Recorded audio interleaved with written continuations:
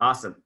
Okay, so one of the things I really wanted to cover today is for every single one of you to understand that when a lead comes in and they give you their information, the system itself is going to do its best to try to social profile them, right? So that's when you see the system pulling in a picture, and sometimes you'll see what's related to that picture. It could be a gravatar, it could be LinkedIn, it might be Facebook, it might be Twitter, it might be whatever they have in terms of social media related.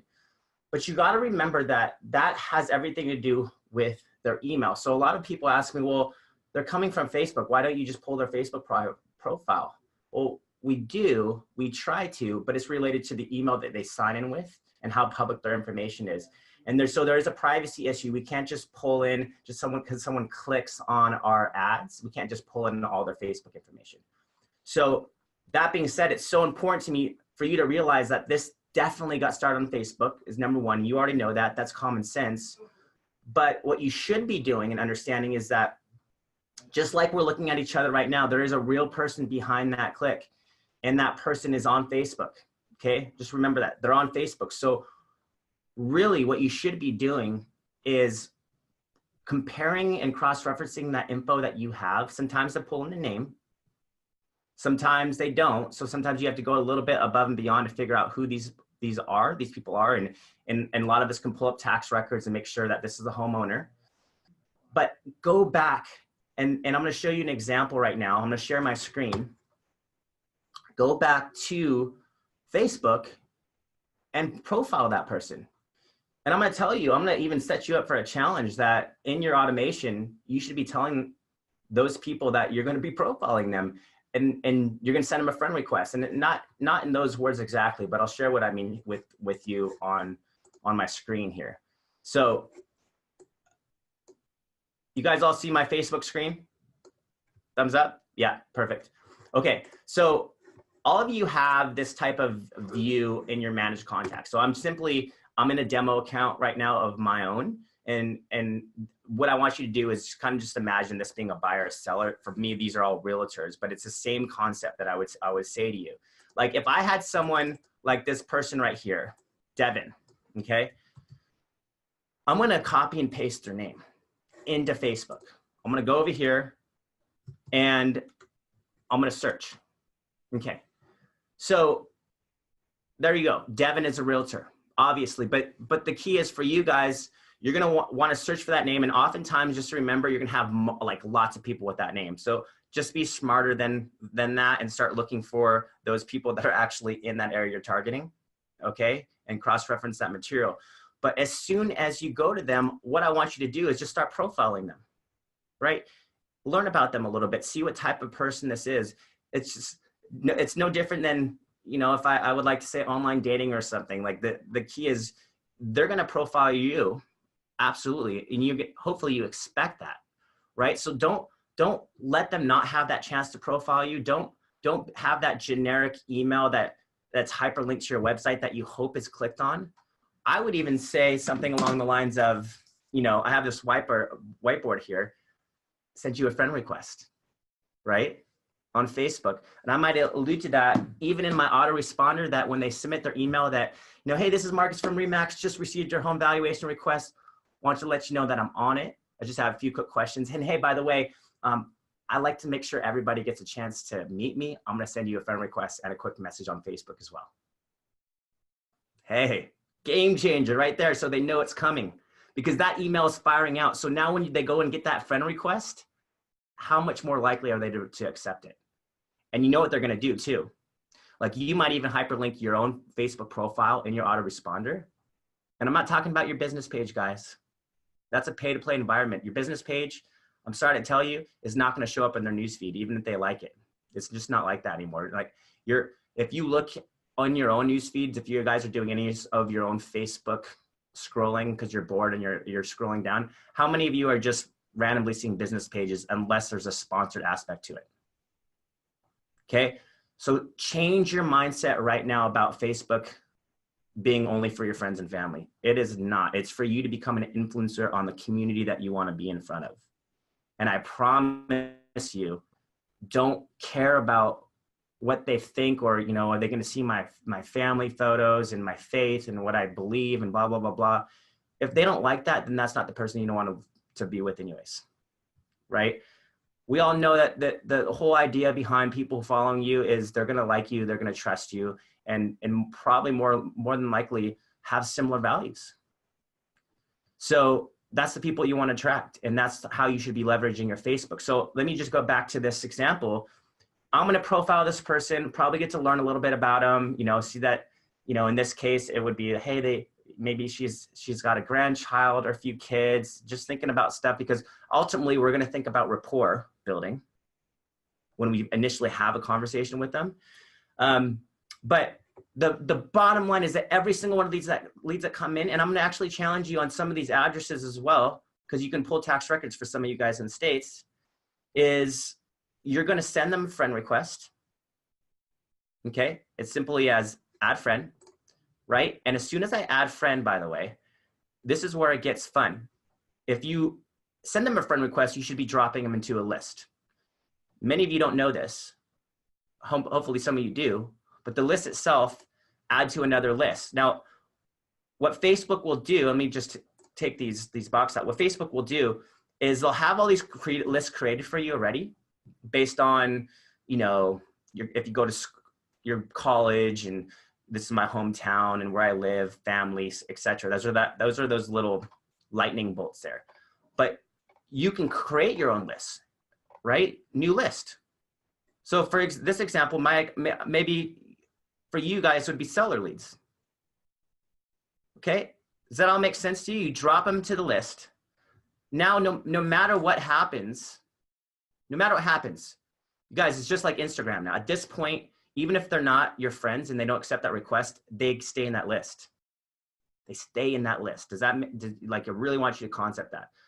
They will stay in that list. So you will start accumulating sellers and buyers and dropping them to lists. And now a lot of their profiles remain public. So you can engage those people. You can see if they accept it. Once they accept it, what's the beauty of that, guys? Now they come up in this chat feature over here, and you know when they're home. No longer is it digitally door knocking. Now it's like, I know you're home. I'm going to send you a message. And if you don't realize the power of Facebook Messenger, the power of Facebook Messenger at your disposal is huge, because you can send voicemail and you can send video. Okay. So I don't care where you are at, because a lot of you are on the road and you're always like, hey, I have to do this in front of my computer. Well, yeah, but you really don't. Once you got your mobile phone out, send them a friend request, work that in your automation to where you're actually letting them know you're going to send them a friend request. And if they don't accept it and they don't get your message, like you're going to hitting them multiple points. It's coming from Facebook. So you want to go back to Facebook. You're going to get the automation in there for your autoresponder. So that's going to take care of that. And hopefully some of you are kind of starting to move into understanding why you want video embedded in your autoresponder, because it's humanizing the process. If you don't, you're hoping that 3% of communication, that's 3%, guys, studies show, that text interpretation. Like, think about, text can be interpreted in thousands of ways. Body language and tonality, 97% of communication. Tonality, what I'm speaking, right? Body language, my eyes, my mouth, my movements. You don't get that in an autoresponder. You don't, if it's just text-based. You're hoping that I tell people, it's like, if you're digitally door knocking in the seller road, for example, it'd be the same thing as showing up at their home, knocking, and then bolting so they wouldn't be able to see you. When they open the door, there's a letter on the ground. And you're hoping that they open the letter and interpret exactly what you wanted to say, right? That's the same thing as if you don't have some sort of communication. Like, unless you guys are all willing to show up at their home and door knock, then you need to start considering really embracing video technology. And I'm not like this, I'm not being paid by BombBomb or anything like that. I just find that BombBomb is the best tool to do it. But you could there's free video embedding tools. There's YouTube. Again, there's Gmail. There's a Gmail one through Chrome extension. There's all these other ones you can try. I think I know there's other ones people have mentioned to me as well. But for me, I'm always thinking about the end game in terms of what does it look like from the user's perspective. It's not so much from me, what does it look like from the homeowner? Because I want to blow their mind. I want to give them the best impression of me possible. And when they see something like this, they're like, well, if they're doing something like this that's so cutting edge in technology, then how are they going to market my home? Probably pretty well, right? They're that type of realtor. So the key then will be, if I send a friend request and then I drop them into the list, and then I send a message right afterwards. Check this out. I mean, if you click on this little camera, there's the video. It pops open, right? And most of you have a webcam on your computer. If you don't, that's maybe your next step. Get that set up. If you're here, you obviously do. And then, but you can also do this from your phone, okay? What I like about this, the phone aspect of it, is some of you have gotten voice mails from me. It's just an easier way to send a video message or send a message, and you can step up to both. But I think this is just a huge concept to grasp, and if you really get this, it's going to be a game changer. So again, autoresponder, where autoresponding video should be short. It should be simply, hey, this is Marcus from Remax Kelowna. Just want to let you know I received your home value request. Just have a few quick questions before I send it your way. Why? Because you're going to frame that video with a little bit of context, text, and then the questions underneath. Because think about it, they're not always going to have the opportunity to watch that video, but they're going to see it. It's animated, and if there's some context to what that video is going to say, it's basically just putting a name to your or a face to your name. That's what it is. So they know this is a real human being working behind it, and not some sort of automated, like, don't be lost to be like that person who doesn't ever get seen. You're faceless. Okay. So I'm gonna stop right there for just 1 second, or actually, I'm gonna go back to your homepage on Facebook, because this is so important for you to understand too. Is this explore area where it says friends lists is where you go to all your lists. So for the example of seller leads, they're now all on this list. Okay. And so you'll always see the people on your list. Cool. Like Devin and I are not friends, right? I sent her a friend request, but she's in my list. It's like a new CRM for you. Does that make sense? Okay, hold on, before you gotta unmute yourself there. I got you. Go ahead. So there, you guys, I sent you the free trial if you're not already using it, but just realize you don't have to use it. Okay, I'm not saying you have to use it. If you're not going to use it, then what I'm teaching you right now on Facebook is even more important. Do you understand? Anybody, like, unmute yourself and talk about this, because I really want you to get this. Like, I really truly want you to get this. This is not something that this could be a game changer. You literally can 10x what you're doing in terms of your business results if you grasp this. I tried. Yes, I get it. You get it, Kevin. Yep. And I don't care if people reject you. I don't care if they don't accept your friend request. I don't care. On the other side of your fear is your greatest wins, people. If you're so concerned with your privacy on Facebook, then you shouldn't be advertising on Facebook. And if you're so concerned with your Facebook being only for friends and family, then you need to reconsider or open up a brand new Facebook account just for work. Or just also understand that your Facebook, okay, your personal Facebook, you can create posts just to friends and family. You can exclude people that you don't want to see specific pictures and stuff like that. So there are ways around you protecting your privacy. But Facebook is not anymore a place where you should just consider it for friends and family. It is for you building your business more now than ever. And that's why you're marketing on Facebook. But you need to understand that every single one of those home buyers and sellers are personal Facebook profiles that you could literally be capitalizing and being in their news feed every day. So what do you use drip campaigns for, right? What are they for? Staying at top of mind, right? And how effective are your drip campaigns? Let's be honest with you right now. Just be honest with me. You think they're extremely effective? You think they're really doing the job? No. No, they're impersonal. I don't care how good you think they've been constructed. Patty, well, you're showing up as Patty. It's Patty, but Dylan. I'm on our team. It's working good for us. At least the lead wise, they're coming in pretty frequently, using a couple of different ones, and then we're starting to convert them. We've already had one we just listed for $6.99. But my question was going to be for the Facebook, do you have a Facebook business page and a personal page? And then, because sometimes I go back and forth with. Good question. Should it just be, because I want to be personal, but then I also, I don't. Okay. So great question. What I'm seeing is your business page, because I have a business page too, but my business page is more fun. Like it's called Paleo Lifestyle. It's centered around health, fitness, nutrition. I hardly ever get anybody respond to that. You know where they respond to is me, Marcus Willard. Yeah, your personal one. My personal page. So I post things on that page and I get some likes occasionally, but I hardly ever get any interaction there. Well, the thing that I like the difference with the business page is that I can go to the behind the scenes and see how many people it actually reached. Maybe it's only 10 likes, but it reached 500 people. But so you're I can see paying the for back that. end. But you're paying for that. Most of the time, even if you're sharing it, it's great analytics, and that's where they try to impress you.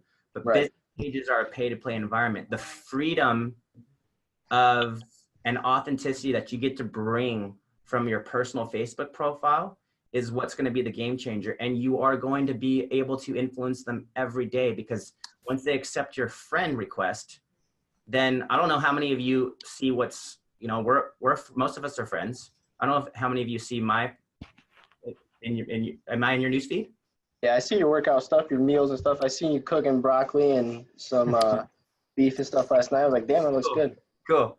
So, and some of you might be like, so annoying, right? Or whatever that is. I don't care. But the problem, the key is like, if you can't be authentically you and express yourself and the values and things that you believe in and the things you love to do, and you gotta consider that these people are initially they're going to develop this idea of liking you and trusting you, and ultimately you want to track them to who you are more than just the realtor, because that's who you are. You're an influencer, you're a leader.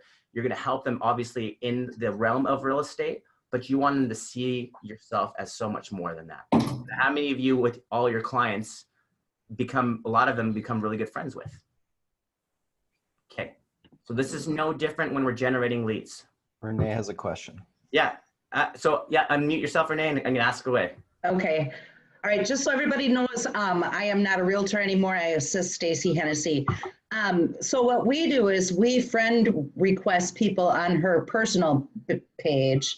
And then once they like her page or they become a friend, then we invite them to her business page. Yes. So that's what we do. That's a smart thing. Because now you've got them as a friend, and they're more likely to like the business page. And now they're getting what you post on the business side as well as what you post on the personal side. The personal side's great, guys. The personal side is going to be a little bit of real estate, but it's going to be so much more. Okay. So some of you oversaturate with real estate related stuff. Some of you do a combination. You got to find a nice healthy balance, and you got to be consistent with what you do post. That's my recommendation to you. That's my biggest recommendation. But it's so much easier when you have those lists now established that we just talked about, because now all of those lists are ways of you can create time blocks for going into those lists and just with the intention of commenting or liking or something on every one of those people that have come in as a seller lead. Like something, stay top of mind, like comment on something about what that you and that person similarly believe in, or wishing them a happy birthday, or you name it. Like there's so many things you can do on Facebook, right? But you're staying top of mind there, and you try to do that once a month. Anybody else? Yeah, Can anybody hear me now? Is everybody able to we can hear hear my you now. voice? Perfect. So basically, still to that point, what we're trying to get across here is that on Facebook, it's not a linear platform. It is a web. Everything's interconnected, and the more connections you have with somebody, the more they're going to see your other items. So kind of what Marcus was alluding to earlier is the fact that even if you're not friends yet, even if you're not actually connected in their eyes, your eyes, Facebook's eyes, every time that you can see what they're posting, you have an opportunity to maybe like, share, comment, whatever it may be. There's certain things maybe you want to avoid commenting on, of course, but if they post something like a funny dog video or whatever it may be, if you have an opportunity just to simply like it, Facebook now assumes you guys are more connected. The more connected Facebook assumes you are, the more likely Facebook will start to show those people what you're doing, right? Facebook is that interpersonal connecting. It's hard to describe exactly, but that's what it is. So you want to hack it. You want to hack the algorithm. Yeah. So once again, to use myself as an example, I have, 2 personal Facebook pages. One that I created a long time ago that I have a ton of friends on. I'm not in complete control of what they comment, of course. I'm in control of my content. That's one thing. But I have some Yahoo friends who like to comment things that aren't necessarily appropriate. So that's not my business personal page. I have created myself a personal page that is for my business. So the only people that I add to that one are people that I want commenting on that. So my business page is an extension of that personal page. And once again, I can post anything I want. And I know that the people that are going to come through and comment are going to leave the type of comments I want the rest of my clients to see. So if you have, whether it be political beliefs or something that you want to be able to use Facebook to get out there and vent and whatever, that's cool. But sometimes it's best to have that in a separate forum and then have one that's straight up business so that you don't have your kids and stuff. There are people of different mentalities on that. And I know that Marcus is, if anybody follows his page, he's super open and just transparent with everything. And it's awesome. He draws people like you wouldn't believe just because of that transparency. People like to follow, his meal plans and just the workouts and everything like that. It's for me, I'm a little different. I'm a little bit more reserved in what I do. I don't like being on camera. I don't know if you guys can all tell that. But it's important. It's really important for us to be able to put ourselves out there and show our clients kind of who we are, whether you're on this side of the deal or any other. So just, lean into it and use Facebook for what it's intended to be used for. That's a good point. Now, I too had at one point had a Facebook account for work and a Facebook account personally, and I decided to go all in on one.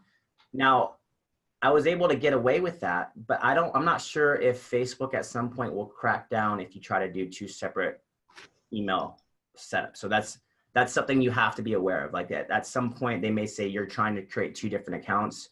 They might try to close one. So I would say I would rather not take that risk, just to let you know, and say it's better for you just to understand how to work Facebook. So let me show you as an example. If I share my screen here,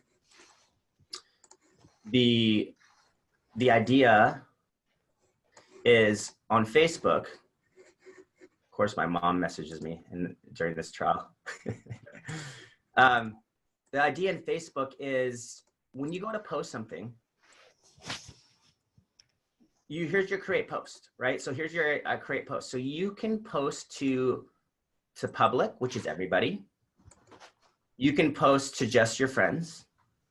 You can post to your friends except, here's when you don't want certain people to get something, right? So this friends except thing would be populating in, you search for friends, you're like, I don't want them to see this post, right? So that's that part. There's only me, there's specific friends, and then there's a see all. And the see all is when you have those lists, right? So let's say you're just wanting to post something to all your seller leads that is relevant to the seller's market or to the buyer list that you have. Think about this in terms too, guys, of all your database. How many of you have in your CRMs or just top of mind, different categories of people you've worked with, A-list clients, past clients, current buyers. I mean, you name it. There's so many different categories that you might have of people that you're trying to figure out how to stay top of mind with. Here's your chance to start thinking about how to draw them into your Facebook in the same way. Because those CRMs are all great, but literally I'm giving you a CRM that if you do this right, is going to be your one-stop shop for everything, and it's free. Hey, Marcus, question. Yeah. Yeah. So when you would, let's go back to when you friend request someone, they decide not to friend request back, but you add them to that list. Let's say it's a seller list. It's like you have, and you decide to post something that you want your seller list to see. And even if you have people on the seller list that they never friend request or never requested your friend message, will they see all your posts when you do this hit post to seller list? No, they won't. They won't see, because they're not friends with you yet. But you're going to see all their stuff. Got it. Okay. That's the key. So it's your job. So let me tell you this. The key on this, if you really grasp this, is you're going to want to continue to see that list, and even if they haven't sent your friend request, maybe a week later, cancel the request and send it again. Why? Because what's going to populate in the notifications? Request. Let them revisit you again. So what you're doing is, at the same time, you're probably doing something like an email, just checking in and saying, hey, I know last week you were looking to see what your home was worth or how much it could sell for. Hey, just want to let you know it's complimentary, something you can sit on for a rainy day. Part of what I do is, if you are looking or considering, I do a complimentary walk through the house. I bring over your favorite cup of coffee, right? So that is the way you're going to continually check in with these people. So I want you to really consider that all of you guys, and especially you guys who've been with me for a long time, have massive database of leads. And I showed you last week, and I'll create another video. You know what's so fun about this? And some of us have never seen this before. I'll share my screen again. This is how I initially built my own database on Facebook with realtors that have somehow expressed interest in street text. It's no different than what I'm teaching you guys. It's the same thing, flipping it back around on you, okay? So this little friends area, when you go to find friends, there's this add personal contacts area, okay? So they give you 5 different emails that you could log into. They have, this is an Apple one, I think Microsoft Word, looks like Windows, your own personal email, and so forth. Anyways, you can go and find friends that way.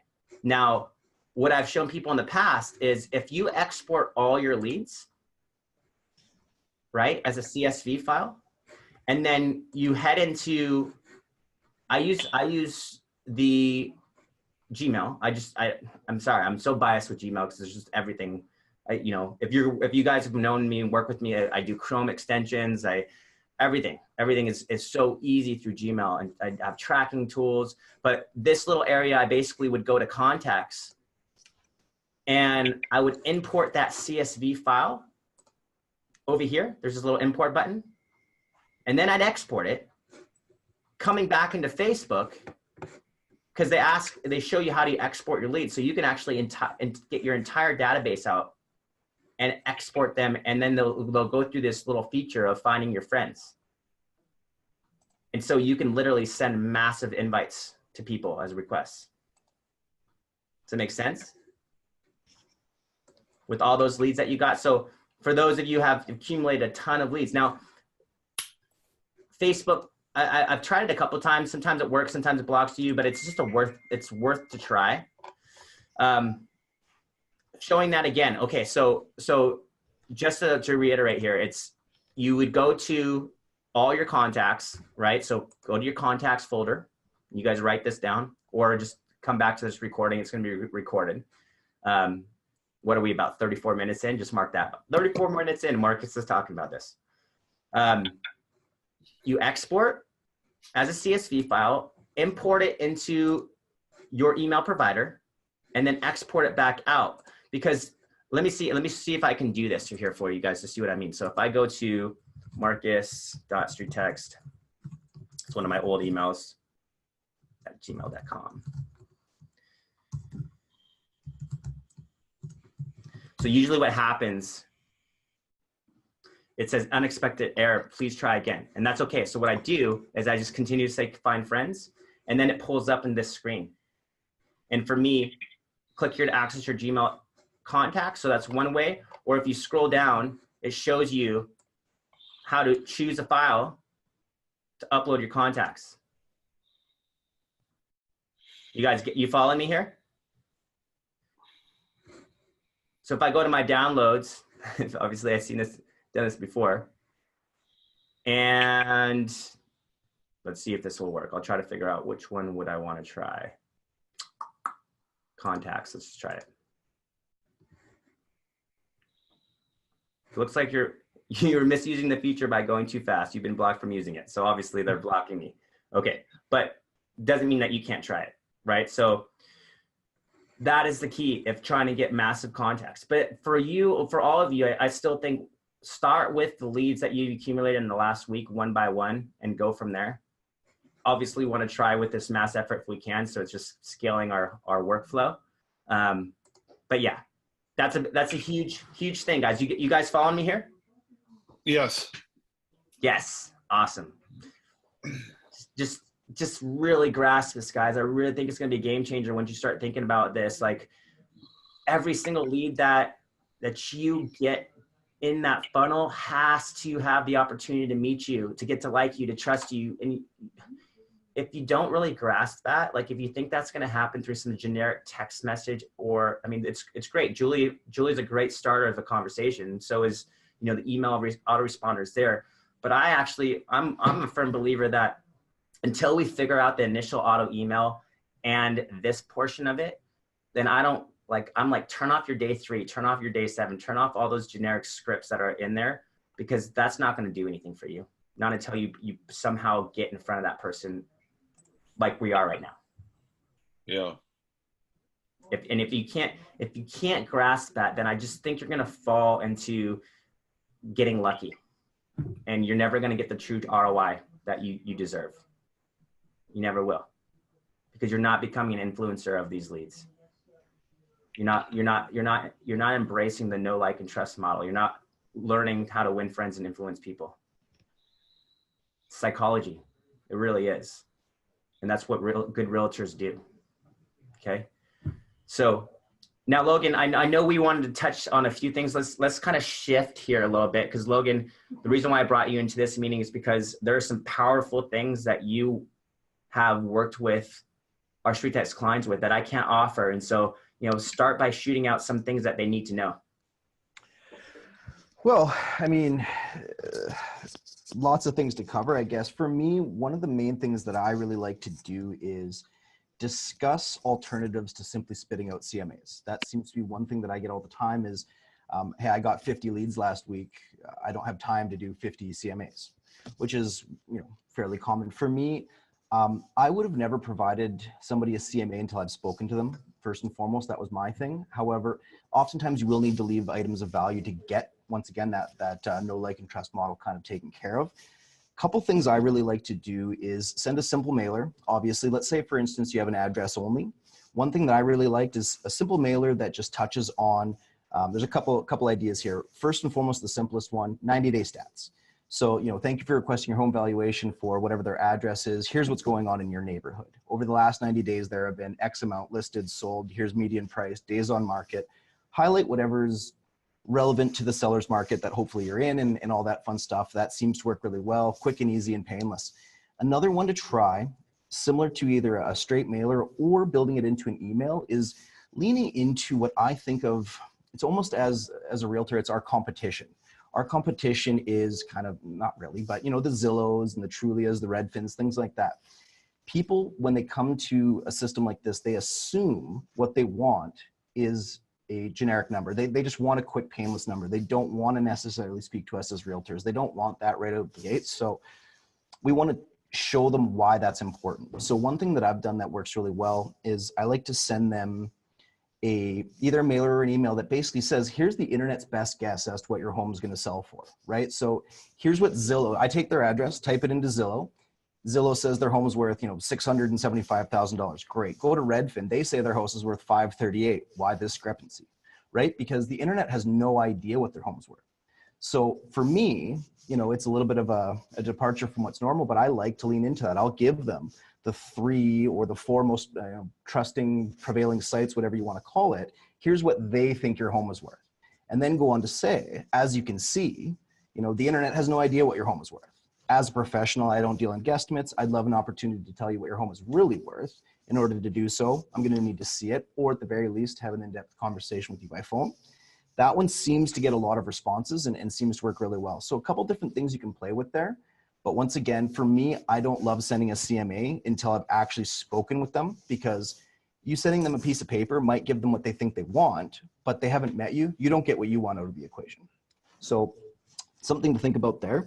Another thing is with the Julie text automation, similar to what Marcus was mentioning there, is having the automation in place is great. We send something within 3 minutes of them coming in, which I think is incredibly important. It's enough time to make them not believe it's a bot, because if it's within that first minute, like Facebook Messenger tends to do, or that second minute, you're going to get a response typically, but it's not the response you want.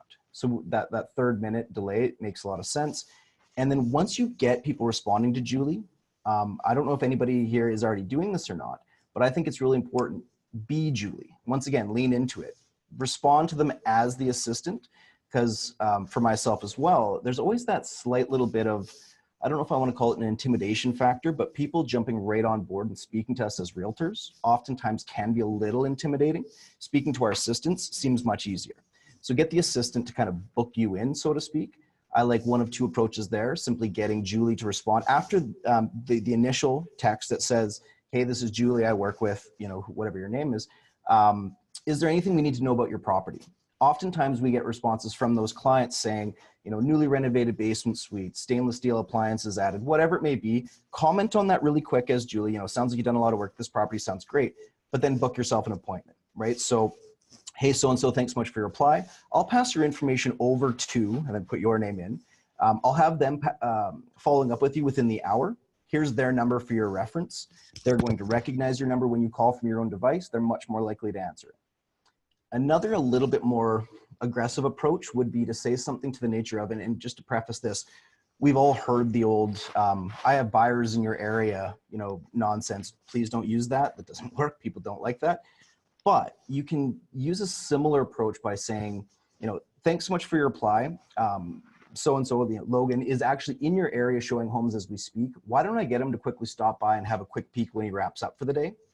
It just offers that, it's a similar approach. It's a little aggressive, but it's not too bad. We know that they're by their phone because they just responded. If they're not interested, they're going to say, nope, not interested. Sorry, I'll wait till my husband gets home. The house isn't ready, whatever it is, not a problem. But you are going to get a lot of responses saying, hey, great, they're already in the area. Why not? Once again, oftentimes they don't want to inconvenience us. If they are, let's say, 3, 6, 7 months away from being ready to list, having an agent come across town to show their home, they know there's going to be an aggressive approach oftentimes. But by saying, hey, the realtor's already in your area, why don't they stop by when they wrap up for the day? It limits that, imposition, so to speak. And they're much more likely to say, yeah, have them stop by and have a quick look, if nothing else. So that is also a pretty good approach in my opinion. And then I guess further to, once again, what Marcus was mentioning with personalizing everything, we get a lot of people who want to personalize the ads right out of the gate. And I don't think that's the right approach right away. I think that the ads that we've created, they work. There's a reason they work. We have statistical evidence to show that they work. Everybody knows that we get leads. It's personalizing the follow-up. Super important. I mean, with the 9-month trip and the text that we have, you don't have to personalize anything and it's going to work fairly well. The more, however, you can put your fingerprints and your own personal flair to these things, the more likely you are going to find A, the right clients, and B, when you meet them, the more consistency there was between your follow-up and who you really are. So incredibly important. So a bunch more stuff that I'm sure we could go through, but those are the main points I wanted to make sure we're taking away, is that, once again, personalization on anything. And once again, I guess the necessity to not forget to follow up with your address onlys.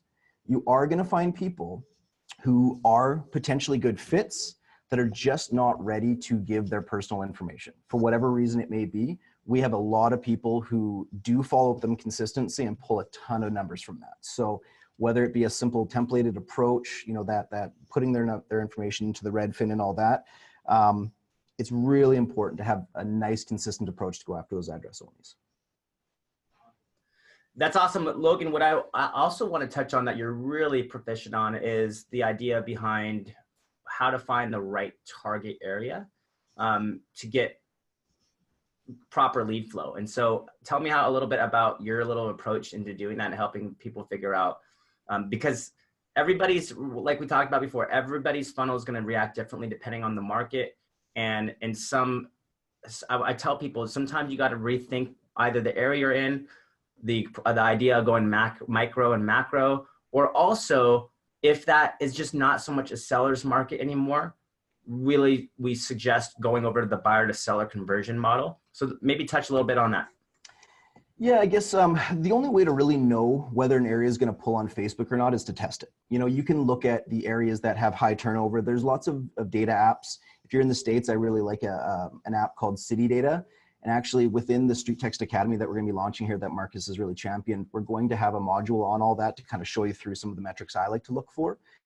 But to keep it simple, one of the things I think is really important is test, test, test. So split testing everything. You don't know whether an area is going to work or not until you test it. And worst case scenario, for 48 hours at $9 per day max, you can identify an area pretty darn quick, especially if you're running multiples at the same area.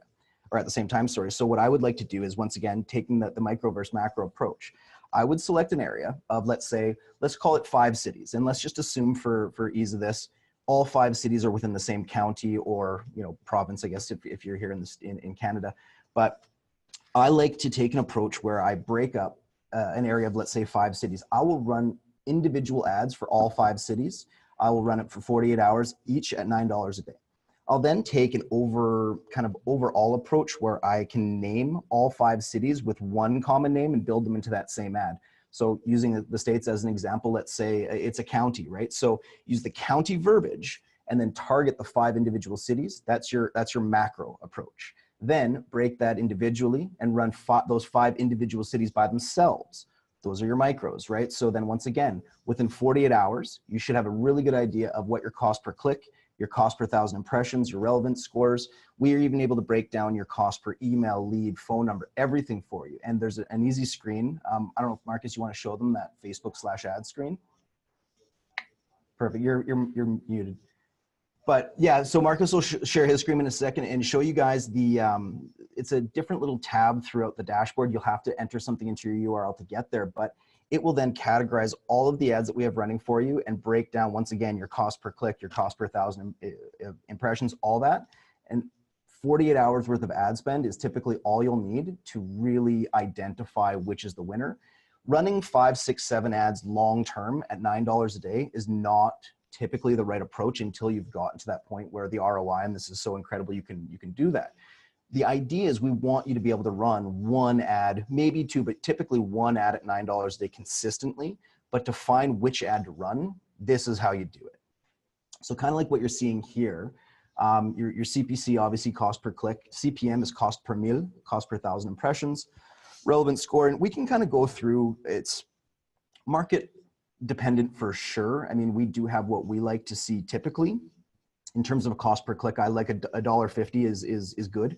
Anything above $1.50, it's possible you're in a highly competitive market, and there are times that's still okay, but $1.50 is an appropriate cost per click.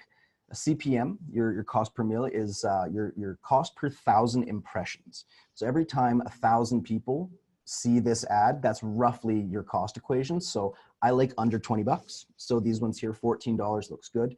Relevance, 6 is okay. Anything above a 6 is a winner. A 7's great on a seller's ad. 6 is still okay. Anything below a 6, your targeting might be off. And what can bring your relevance down is, for instance, running in an area where you're specifying, one particular city, but you're also running in other zip codes that aren't associated with that city. Because what's happening is every time somebody sees your ad and doesn't take action, Facebook says, okay, this isn't as relevant as it could be.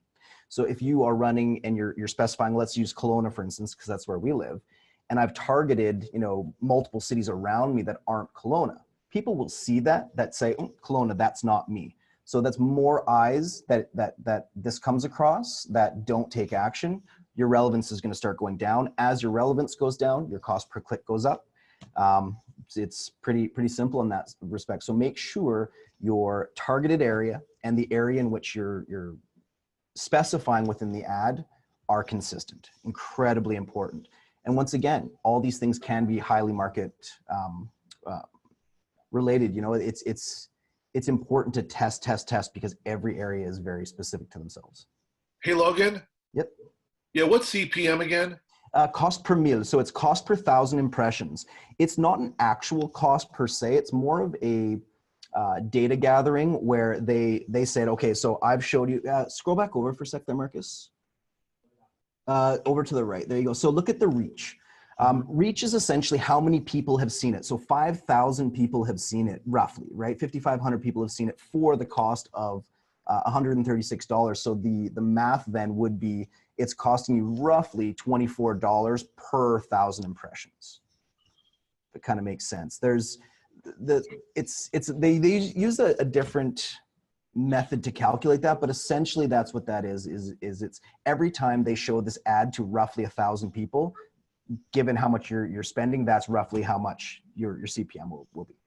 Yeah, guys. So something to key in on to this is, Logan said 48 hours. I take a little bit different approach. I actually think you could launch a half a dozen campaigns similar to this and wake up the following morning and have some really good guesstimates to make on whether you should continue or not. And if you use this link here, SweetText, we're actually building it. Soon it'll be in your account. It'll actually literally be under the light bulb area called Facebook Analytics or Facebook ads. And you'll actually go right to this link. And what you're going to be looking for is exactly what you're seeing here. You're going to be seeing cost per click, basically how that breaks down on the cost per email. It takes usually about 500 people reach to develop a relevancy. But oftentimes I would say you don't have to wait. Like if you start seeing something like you wake up in the morning and you've spent $4 and you're seeing one click and it's $4 a click, I'd probably say most likely that ad is doomed for failure. So I would quickly just turn it off and maybe relaunch the same exact ad, because it's all about Facebook is trying to find the right algorithm in front of the people. And just because it showed it to 400 people and now those 400 people didn't like it or click it and start submitting their information, doesn't mean the next 500 people doesn't work more favorably for you. So don't give up on a funnel just because it didn't work the first time, is all I'm saying. The idea of this is we continue to take control of our funnels and test them and split test them and A/B test them. I mean, if you can see in this account alone, I mean, look at all these different examples of ways that this particular person is using this to her advantage.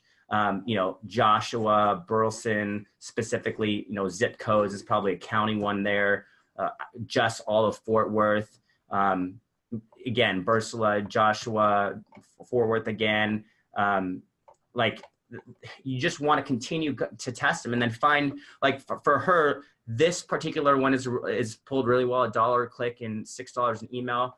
And then if I look down here, I found this is a great one too. It's a little bit higher per click, but it's actually resulting in a lower cost per email and $4.61 an email.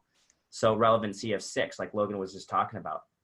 So the key for me is like take the opportunity with all the available templates that you have and really think about it this way. The seller conversion template and the buyer to seller conversion are obviously the two highest tested, which is why you see the most amount of users on it. But all the other ones are new. And so all the other ones, you can't assume just because 5 people have been on it and its average cost per lead is $20, for example, that it's not going to work in your market until you test it yourself. If you feel like the messaging is resonating with your market, particularly your market, because every market's going to be unique and different, then go out there, run a $10 a day ad behind it, wake up in the morning, you probably have only spent 30 to 40% of that budget, but you start accumulating that data within that link that I sent to you, right? And that data will reveal to you a really good understanding of whether or not that ad should continue running or it should be shut off. Make sense? Yes. You've never had so much control and freedom to do this type of things within your StreetText account. This is relatively a new offering. And I think for those of you who are really trying to dial in the Facebook algorithm, this is the opportunity to do it. It really is. So don't be content with an ad not working and you not getting the lead flow that you think you should be getting. Continue running tests, splitting those tests, running macro, micros, neighboring areas. You know, the new thing on the seller conversion funnel, by the way, is the satellite image instead of the original map that you guys all remember. Test out the new satellite image. Just do it. All of you who have a seller ad right now, test out the new satellite image versus the terrain image that you had before. The same exact targeting, the same exact ad, just now with the satellite image. Test it. See what happens. A/B test that. Same ad budget, same exact thing. Let that ride for the next 12 to 24 hours. That's my challenge to you. And compare the two. What's pulling? Because everybody's seen the original map one that we have. No, not a lot of people have seen the new satellite image. So it's a new, fresher way of the same type of concept. Make sense? All right. The last 5 minutes on this mastermind, Q&As. Everybody, this is your chance. You got 5 minutes to ask your most important questions. Unmute yourself and talk. Marcus, Terry here. Okay, Terry first and then Don. Okay, so I had a unique thing happen where my whole ad was shared on Facebook. I have no clue what to do with it. Nothing. Who shared it? Some random person. I don't know them. I friend requested them. Thanks for the free advertising. Right. I used to run contests, and I recommend this sometimes too. Take your ad and run a contest and get some exposure. Say like pick a local shop. So let's say that you're advertising in one particular small city or whatever it is. Pick a local, not a chain restaurant, but something local with a nice cool flair to it. And then run a 72-hour contest. Say something like, if everybody likes, comments, and shares this ad within the next 72 hours, you're going to be entered to win out whatever it is, and do like a gift card, $25 gift card to this one cool little chic place.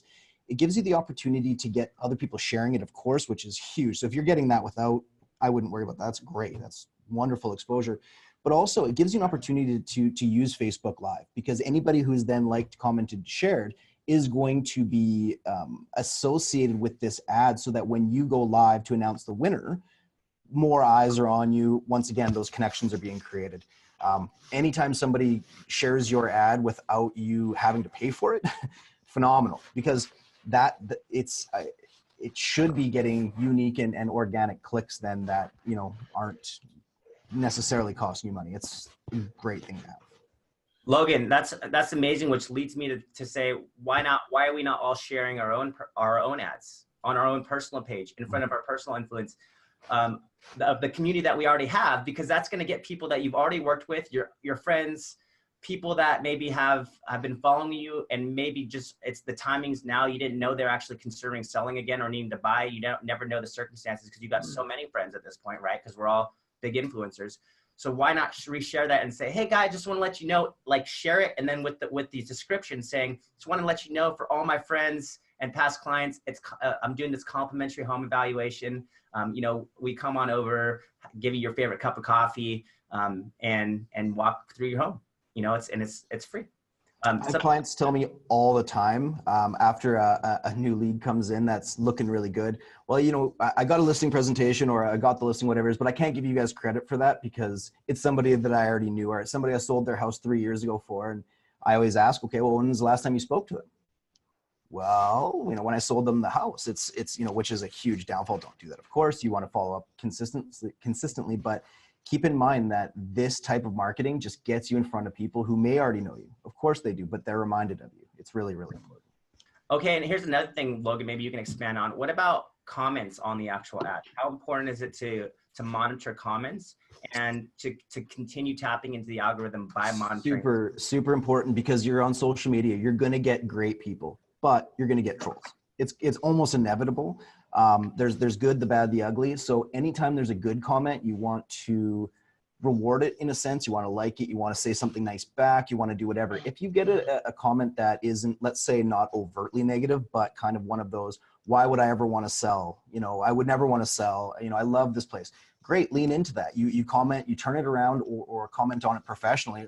I wouldn't want to sell either. I love this place as well. However, there are people in our market that need to sell due to yada yada. But that we have sheets that we can kind of provide you guys that have some easy answers to things. But I mean, you're all salespeople, you know what to say. Really, it's commenting is incredibly important. Once again, if it's somewhat negative, you can turn it around in a professional fashion. If it's crazy over the top, which isn't overly common but can happen, remove them. You can block the user, you can remove that comment. If it can't be turned around, get it off there. It's cancer, right? But on the other side of it, if people are asking questions or having comments, that typically means that other people will have those similar questions or want to leave those comments. And if you've already answered somebody else, you know, it really shows, once again, your professionalism.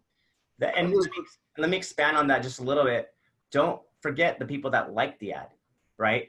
If they like the ad, you can actually scroll over with your mouse to see who's liking it and then send them a message. So the same thing goes back to what we talked about in the earlier portion of this. See who's liked it, send them the friend request, drop a message, drop them into a list. It's a free lead. People who comment, same type of thing. Friend request, drop them to the list, send them a Facebook message. Use every aspect of your tool, guys. Do not neglect the comments, the likes, the shares. Run this back into your own personal Facebook. Like Logan said, run contests behind it. Tap into your funnels. Maybe put the actual funnel link into your email signatures for everybody, right? I mean, think outside the box. Don't limit yourself to, you know, what you think Street Text does. Street Text can do so much more if you just open your mind and come to these weekly masterminds. You guys are going to all be coming back to me a year from now and be telling me about all these great success stories. I'm really excited to hear about what this is going to do for you.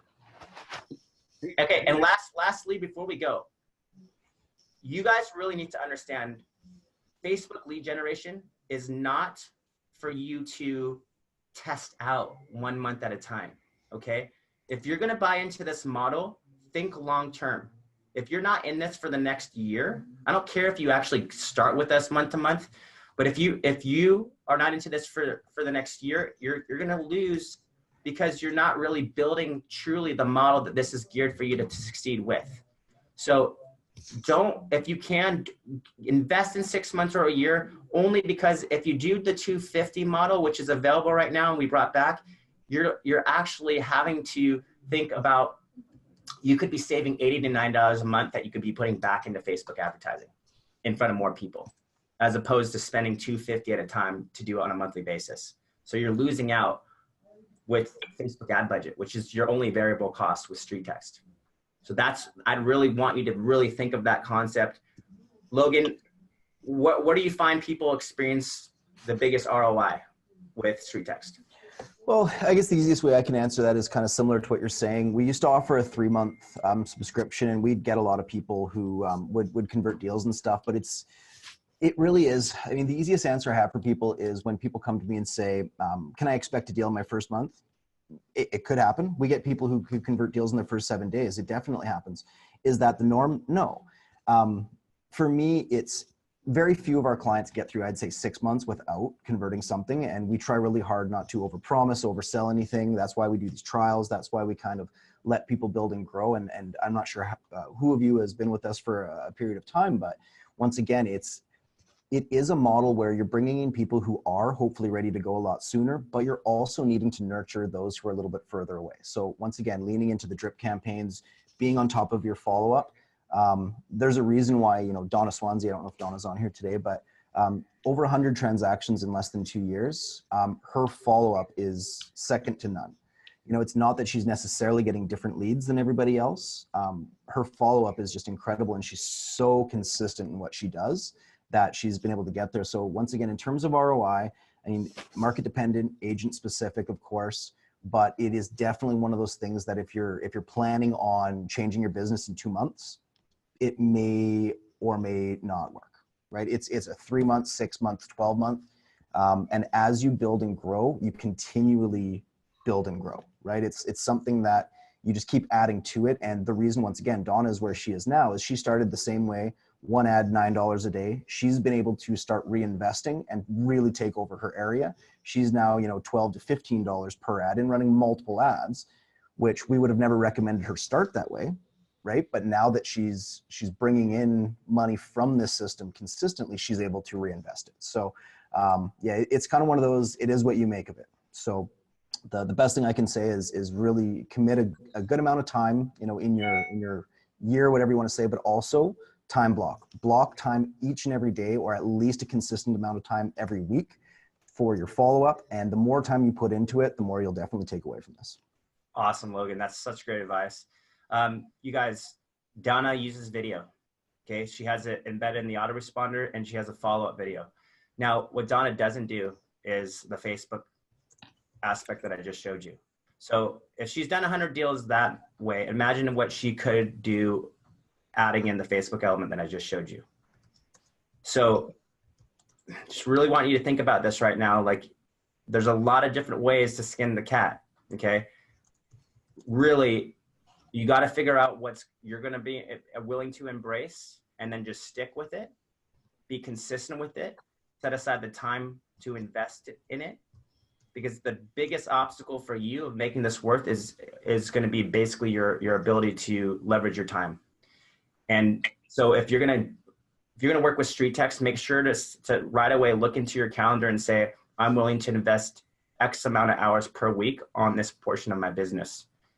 And at that point, then I would say, come on board. We're ready to work with you. Cool. I'm out of here. See you guys. Awesome, guys.